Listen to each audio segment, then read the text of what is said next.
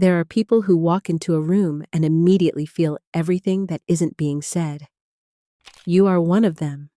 Most people move through life processing the surface. What's visible, what's logical, what's been spoken out loud.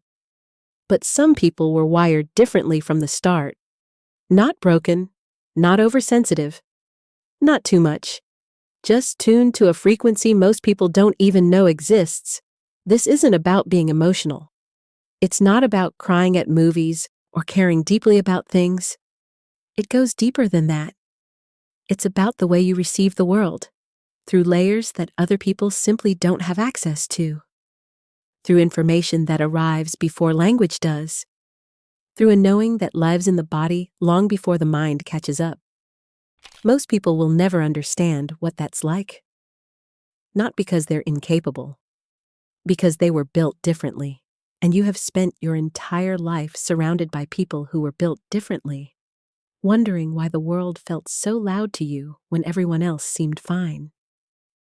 Here are 5 signs you were born to feel more than most people ever will.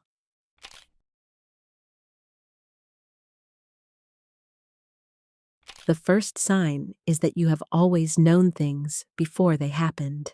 Not in a dramatic way, not lightning bolts and visions. It's quieter than that. A subtle pull, a knowing that settles in your chest before your mind has caught up. You meet someone and something in you already has an opinion before a single word is exchanged. You walk into a situation and your body has already decided before you've had time to think. Most people call this a hunch and ignore it. You've never been able to ignore it, because it's never just a hunch for you. It's information, arriving from somewhere your logic doesn't have a map for, but that has never once been wrong when you actually listen to it. The times you didn't listen are the times you already knew you'd regret. That's not anxiety. That's not overthinking. That's your nervous system receiving signals that other people's nervous systems filter out before they even register. You were born with the filter missing, and that changes everything. It means you carry knowledge that can't be sourced, that can't be explained to someone who wasn't in the room, that arrives complete, without steps, without proof, and asks you to trust it anyway. The people who learned to trust it stopped being surprised by life. Not because nothing unexpected happened, but because somewhere underneath, they already knew.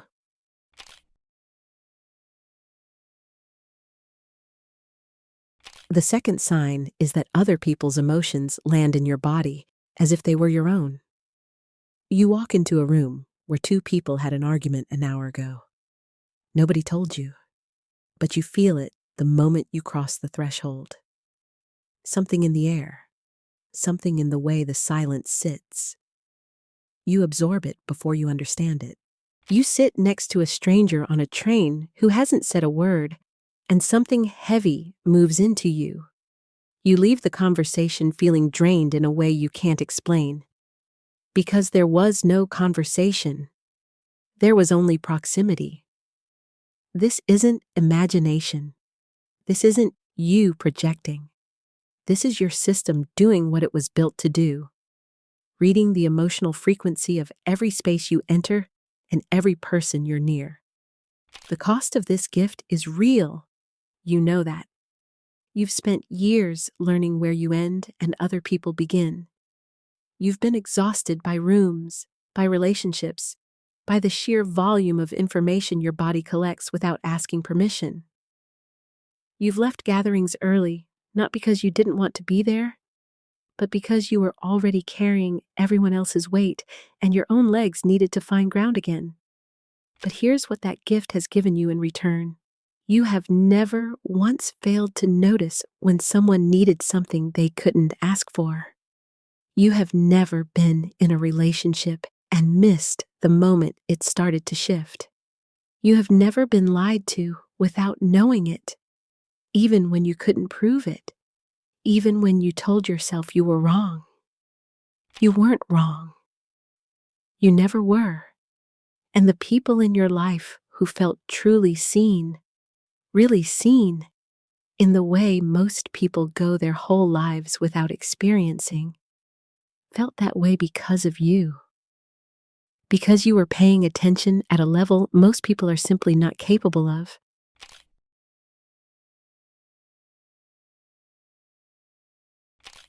The third sign is that beauty stops you in a way it doesn't stop most people. Not just great beauty, not just sunsets and music, the small things, the way light falls through a window at a specific hour, the exact quality of a particular silence, a stranger's face when they think no one is watching, a line in a song that reaches in and rearranges something inside you. You stop. Other people walk past. This isn't sentimentality. This is depth perception of a different kind. The ability to feel the full weight of a moment while it's still happening. Most people feel moments in retrospect, if at all. You feel them in real time, at full volume, with all the layers intact. That's why you remember things the way you do. Not just the facts of what happened, the texture of it, the feeling of the light, the exact emotional temperature of the room. You carry experiences in your body long after they've ended, because you received them more completely than the people who were standing right beside you. There is a grief in this sometimes. Beauty that arrives this fully also leaves this fully. You feel endings while there's still beginnings. You sense the impermanence of a moment at the exact moment you most want it to last. That ache, the one that comes with loving something completely, is not a flaw in the wiring. It is the wiring working exactly as it was designed.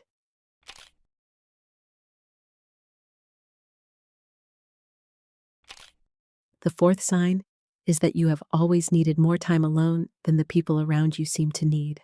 Not because you don't love people.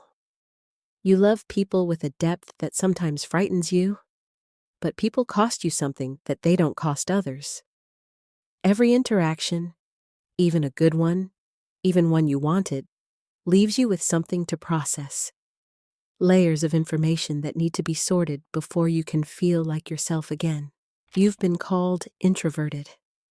You've been told you're too sensitive, that you need to toughen up, that life doesn't stop for you to decompress. You've watched other people move from one crowded room to another and wondered what is wrong with you. Nothing is wrong with you. You process at a different depth. The alone time isn't withdrawal. It's maintenance. It's what your system requires to do what it does.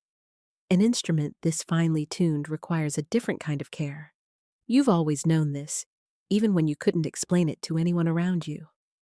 The moments you honored that need, the walks alone, the mornings to yourself, the deliberate quiet, those are the moments you came back to yourself. Those are the moments your knowing got clearest, not despite the solitude, because of it. The quiet is not emptiness for you. It's where the signal comes through without interference.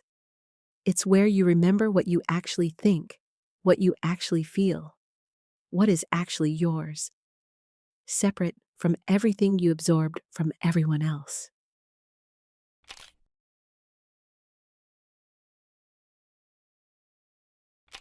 The fifth sign is that you have never been able to pretend something is fine when it isn't. Not in relationships, not in rooms, not in your own body. You feel the misalignment before you can name it. Something shifts in your chest, a subtle wrongness that you can't ignore no matter how much you want to. Other people can tell themselves a story and believe it for years. You've tried. It never holds. Your body refuses the lie before your mind has agreed to tell it. This has cost you. You've walked away from things that looked fine on paper because they felt wrong in your chest. You've disrupted your own comfort because you couldn't stay somewhere your system was quietly rejecting. You've been called difficult, dramatic, impossible to please. But you were never difficult. You were precise. There is a difference. The precision is the gift.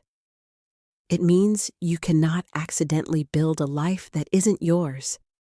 It means you cannot stay somewhere that is slowly diminishing you and not know it. It means that when something is truly right, you feel that too, completely, without needing to be convinced, without needing anyone else to confirm it. The rightness arrives the same way the wrongness does, before the logic, before the evidence, before the words exist to describe it. You have always had access to that, even when you doubted it, even when the world told you to override it. Even then, it was there, waiting for you to come back to it. These 5 signs are not separate traits. They are 5 expressions of the same thing, a nervous system that was built to receive more, process deeper, and feel further than the average human architecture allows. This is not a burden you were handed by mistake. This is a frequency you were born into. And the people who share it, who feel the room before they read it, who carry other people's weight without being asked, who stop when beauty passes because they have no other choice.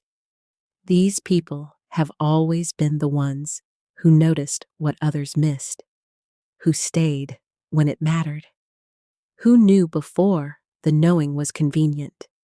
You have always been one of them. If this video found something in you that you've been carrying alone for a long time, share it with someone who needs to hear it, and subscribe. Because every week we go deeper into what it means to live at this frequency. I'll see you in the next one. What's the sign that resonates with you most? And when did you first realize you felt things differently than most people around you?